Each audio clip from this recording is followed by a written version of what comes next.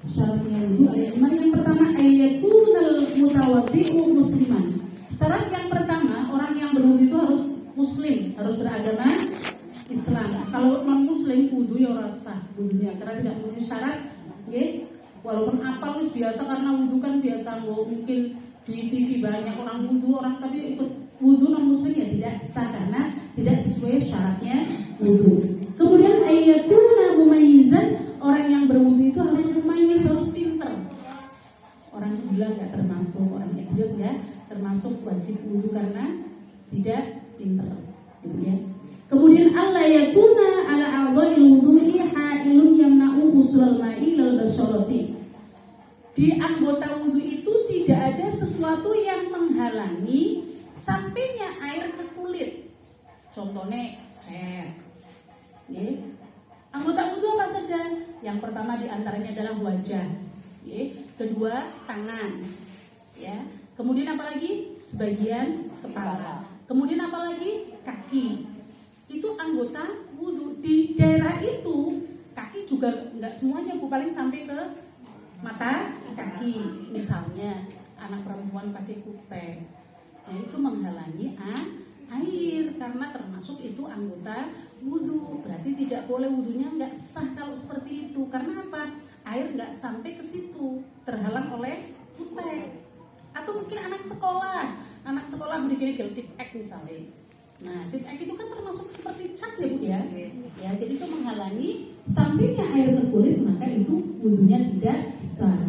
Apalagi tukang ngecat misalnya, ini jeblek, ini betulnya kan barang begini wonten misalnya, ini berarti nanti wudunya tidak sah karena apa? Menghalangi sampainya air ke kulit. Apalagi kemudian Allah ya'taqida fardhan min furudihi sunnatun, tidak ada keyakinan bahwa di antara fardunya wudu itu hukumnya sunnah. Ya yang fardu ya berarti wajib dikerjakan. Jangan sampai kita punya pengertian ini sunnah ini, jangan gitu. Jadi mana yang fardu, mana yang sunnah harus tahu. Makanya orang mau berwudu harus tahu ilmunya wudu. Orang mau sholat harus tahu ilmunya sholat. Orang mau berpuasa harus tahu ilmunya puasa. Mengerjakan ibadah apapun harus tahu ilmunya. Orang mau memberikan zakat ya tahu ilmunya zakat. Di antaranya misalnya itu mustahik zakat, orang yang berhak menerima zakat misalnya fuqara, masakin contohnya ya. Orang fakir, orang miskin, itu yang awal itu maunya ketika ibu mau memberikan zakat ya kasih ke itu.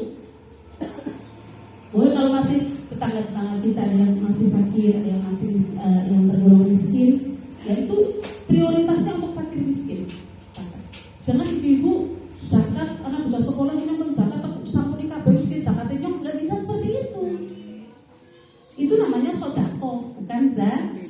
Karena anak-anak sekolah itu bukan termasuk mustahik zakat. Berarti harus tahu ilmunya mau zakat. Ya, beda ketika kita sodako. Ada anak sekolah saking pengen sodako bersedekah ibu ya, tak sanggup kabeh 2.000 rata tak bocah sing laku kok tak 2.000 atau 5.000. Nah, itu namanya sedekah, bukan zakat. Kalau zakat harus diberikan kepada mustahiknya, orang yang berhak menerima zakat, di antaranya fakir miskin. Oh, yang prioritasnya fakir miskin. Ini berarti gini. Ustazah, afdol mana saya ngasih ke ustaz atau ngasih ke fakir miskin? Saya mau zakat. Ustaznya itu fakir apa ghani, termasuk orang miskin apa orang yang kaya? Kaya ustazah, ya berarti tetap paling prioritasnya adalah fakir miskin.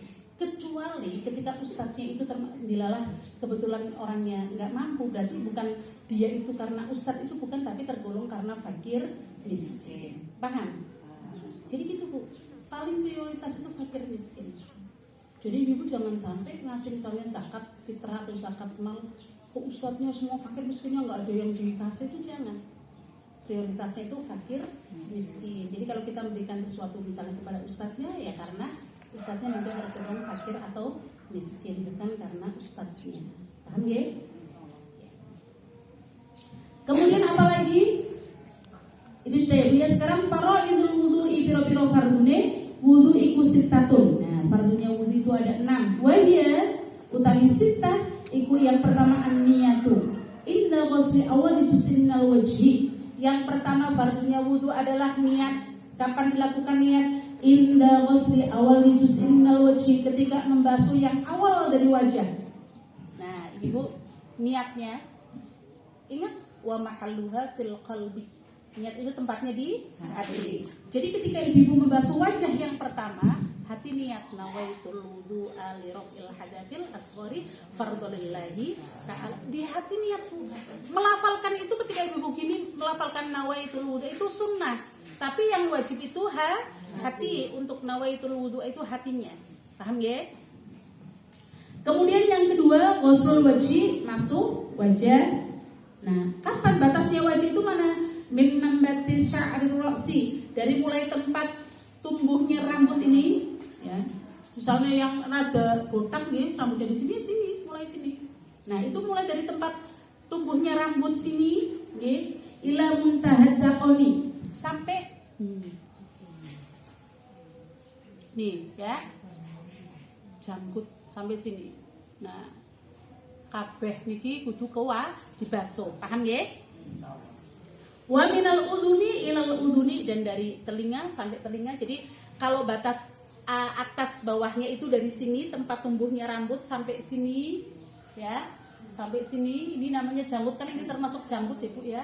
Ini sini terbasuh ya. Nah, kemudian untuk kanan kirinya dari telinga sampai telinga ini terbasuh.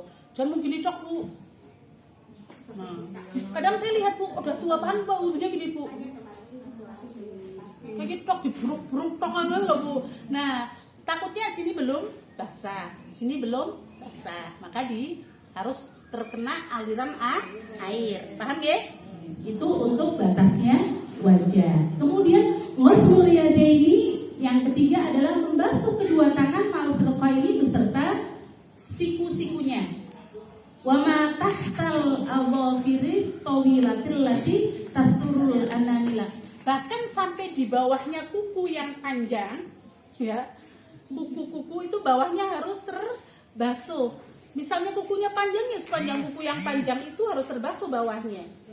Ya.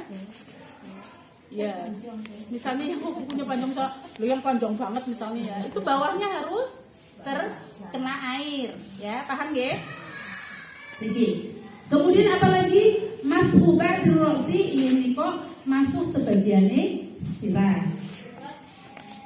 Wa illam yakun alaihi sya'run, senajan sirah itu langkah rambutnya, ya, tetap kudu di.